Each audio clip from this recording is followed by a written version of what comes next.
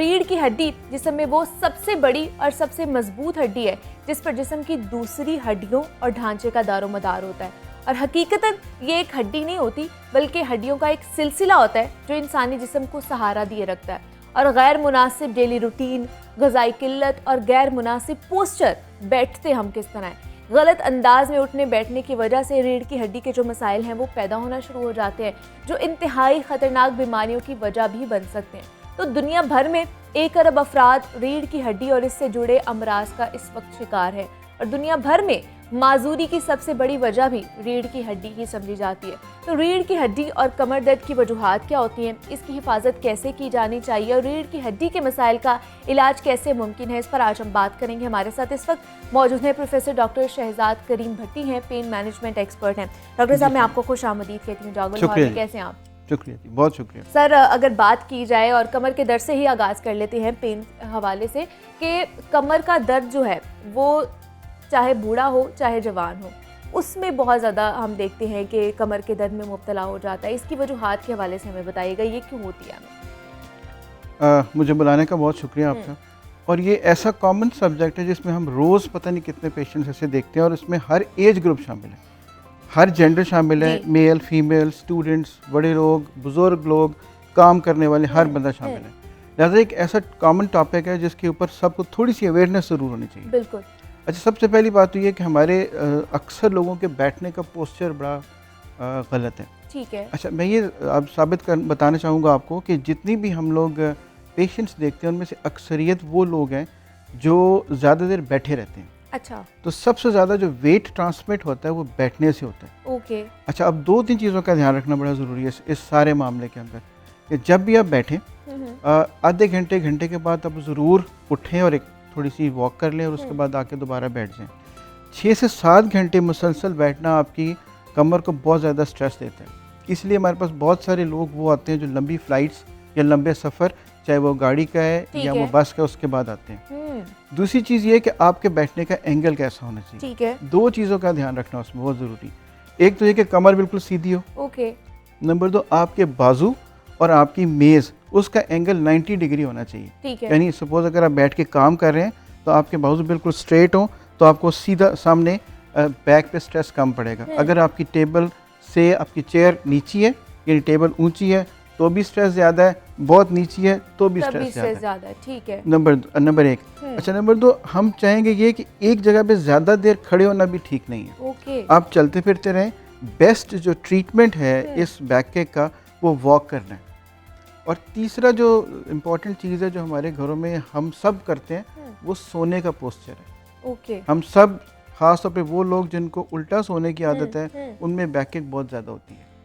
लिहाजा अपने सोने के पोस्चर के हिसाब से, अपने मैट्रेस के हिसाब से, अपने तकिए के हिसाब से, ये बेसिक सी बातें हैं। अगर हम ये करते रहें तो बहुत सारे लोगों को बैकएक होगी नहीं। ठीक है। और अगर होगी तो इन्हीं छोटी छोटी चीज़ों से ठीक हो जाएगी। क्योंकि ये कॉमन वजूहात है जिसकी वजह से ये बढ़ती जा रही है। मतलब किसी को इंजरी भी नहीं होती फिर भी वो कमर के दर्द में मुब्तला होता है और ये इन्हीं छोटी छोटी वजहों की वजह से। बिल्कुल ऐसी। तो इसका इलाज क्या है? अगर इलाज की तरफ चलें तो क्या है इसका इलाज जिससे हम अपने बैक एक को भगा सकते हैं या दूर भगा सकते हैं? इसका सबसे बड़ा इलाज तो इसकी एहतियात है। अच्छा। वो कैसे? मैंने आपको सोने के मुतालिक अभी बात की। हमें अगर किसी को ये कॉन्सेप्ट है कि अगर कोई सख्त ज़मीन पे या किसी सख्त किस्म के मैट्रेस पे सोएगा तो उसकी बैकिंग ठीक हो जाएगी, तो ये बिल्कुल गलत बात है। ठीक। बिल्कुल फट्टे पे सोने से दर्दें कभी ठीक नहीं होती बल्कि बढ़ सकती हैं। आपका मैट्रेस ऐसा ज़रूर होना चाहिए जो कि सॉफ्ट हो, लेकिन इतना सॉफ्ट ना हो कि उसके अंदर कर्व बन जाए। ठीक है। तो एक मॉडरेट सॉफ्ट मैट्रेस ज़रूर लें, उसको इस्तेमाल करें अपने सोने के लिए। अच्छा। नंबर 2, वो लोग जो हमारे बहनें हमारी किचन में काम करती हैं उनके लिए सबसे बड़ी बात यह है कि वो एक जगह पे खड़ी ना हो, चलती फिरती रहें, उससे भी उनको दर्द कम होगी। और सबसे बड़ा जो कॉन्सेप्ट हमारे पास बेशुमार लोग आते हैं वो जो जिम करते हैं। देखिए, जिम अगर आपने करना शुरू कर दिया है और बग़ैर वार्म अप के आपने एक्सरसाइज शुरू कर दी, या आपकी जितनी रेंज है उससे ज़्यादा वेट उठा लिया, या जितनी रेंज है उससे ज़्यादा वर्कआउट कर लिया, ये भी नुकसानदेह। So you need to develop it gradually. ठीक है। उसको, और इलाज में सबसे बेहतरीन हमारे पास इलाज है वो उसकी वॉक करना है, या जिसको अल्लाह ने तौफीक दी है स्विम करना है। ओके। वो करेंगे तो उससे बैक बहुत जल्दी बेहतर हो जाती है। लेकिन डॉक्टर साहब आजकल हमारा पोस्चर ही इतना ख़राब हो गया हुआ है, जिस तरह हम बात कर रहे हैं, सोने का पोस्चर हमारा ठीक नहीं है, बैठने का ठीक नहीं है। दूसरा, एक तो वर्क फ्रॉम होम है, ज़्यादातर हो गया हुआ है, और दूसरा गैजेट्स पर हम लोग बहुत ज़्यादा इंहिसार करना शुरू हो गए हैं। उसकी वजह से भी क्या हमारी जो पेन्स हैं, ये चाहे बैक हो जाए या दूसरी पेन्स भी हमारी बढ़ती जा रही है, कंधे बहुत ज़्यादा खिंच जाते हैं। जी बिल्कुल, उसमें गैजेट्स खासतौर पे जो हमारे जो मोबाइल्स हैं, या वो लोग जो खासतौर के ऊपर जिनको लेट के लैपटॉप लैप में रख के या पेट के ऊपर रख के काम करने का आदत है या शौक है, ये वो सबसे ज़्यादा वो इसका शिकार होते हैं, ख़ासतौर के ऊपर जो इसका हम सर्वाइकल पेन कहते हैं। ठीक है। तो उसमें भी बेशुमार जब एक हद से ज़्यादा बढ़ जाए तो फिर उसमें चेंजेस आनी शुरू हो जाती हैं।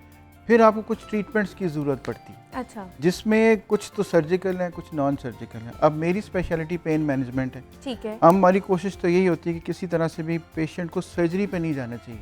तो बहुत सारी ऑप्शंस ऐसी अवेलेबल हैं जिसमें किसी की डिस्क स्लिप कर जाए, सियाटिका शुरू हो जाए, कमर में दर्द शुरू हो जाए, गर्दन में दर्द शुरू हो जाए, तो we can manage them without surgery, going for surgery. Surgery should be the last option, या उन लोगों के लिए जब ख़ास तौर के ऊपर जब उनको स्ट्रेस ये शुरू हो जाए।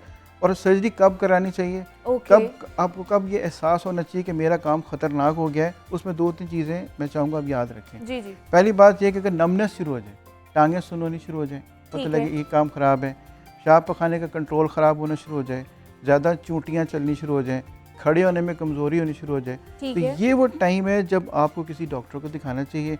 अपनी जो नुस्खे ज़ाती वो सारे बंद कर देने चाहिए, लोगों से मशवरे लेने कम कर देने चाहिए, ताकि दिस इज़ द टाइम अगर उस लाइन को क्रॉस कर लिया फिर बाज़ औक़ात ये चीज़ें इरिवर्सिबल हो जाती हैं। क्योंकि हमारी कमर में दर्द हो रही होती है, टांगों में कहीं पे भी, तो हम लोग पेन किलर खा लेते हैं, खुद से दवाई खा लेते हैं और वो ठीक हो जाती है कुछ देर के लिए, लेकिन फिर वो स्टार्ट होना शुरू हो जाती है। तो इस तरह के सिम्टम्स आएँ तो इसका मतलब है हमें डॉक्टर से रुजू करना है या फिजियोथेरेपिस्ट के पास जाना है।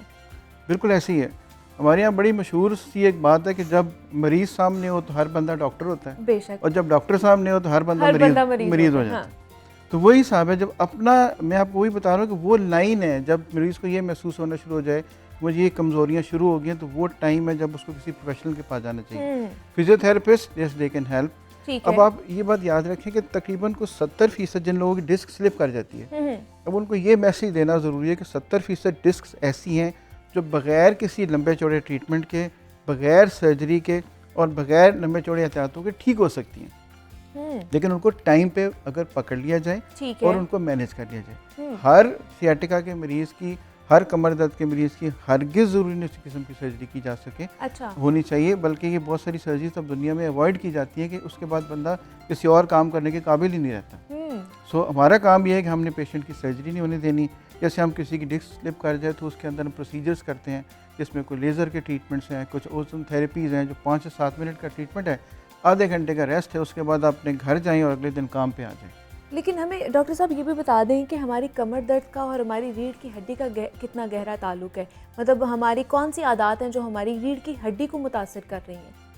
उसमें सबसे बड़ी आदत तो यही बैठना, पोस्चर ही आ जाता है, उसके बाद वेट हमारा काफ़ी ज़्यादा।